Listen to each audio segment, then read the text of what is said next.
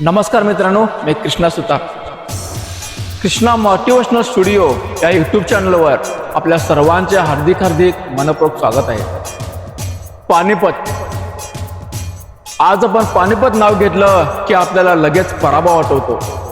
पण पानिपत म्हणजे फक्त पराभव नाही, तर पानिपत आपल्या बापदादांचं शौर्य, त्याग आणि इतिहास आहे.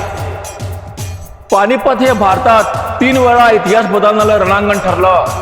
पहिलं पानिपत युद्ध 1526 साली झालं, बाबर आणि इब्राहिम लोधी यांच्यात. तिथे पहिल्यांदा तोफांचा खूप मोठ्या प्रमाणात वापर झाला आणि भारतात मोगल सत्तेची सुरुवात झाली.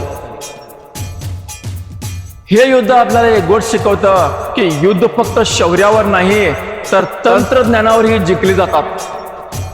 दुसरं पानिपत युद्ध 1556 मध्ये झालं, अकबरच्या वतीनं बैरम खान आणि हेमू यांच्यात.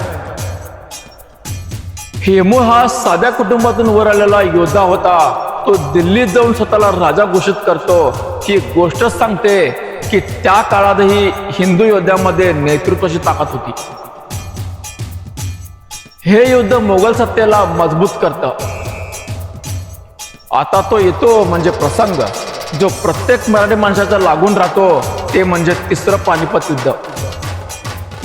1761 मध्ये मराठे आणि अहमदशाह अब्दालीमध्ये झालं होतं.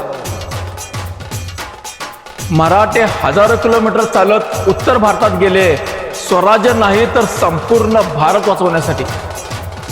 पाणी, अन्न, रसद तुटलेली तरी त्यांनी कधी माघार घेतले नाही. सदाशिवराव, भाऊ, विश्वासराव आणि लाखो सामान्य सैनिक आपल्या मातृभूमीसाठी लढले. हो, मराठे हरले पण संपले नाहीत. ही गोष्ट लक्षात ठेवा. 1761 नंतर अवघ्या 10 ते 15 वर्षात मराठे पुन्हा संपूर्ण भारतात सत्ताधारी झाले होते.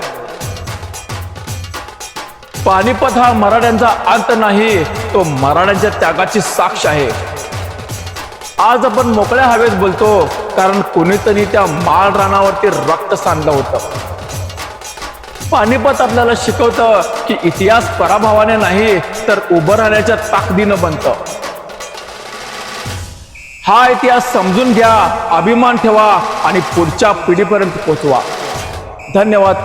जय जिजाऊ, जय शिवराय, जय शंभूराजे.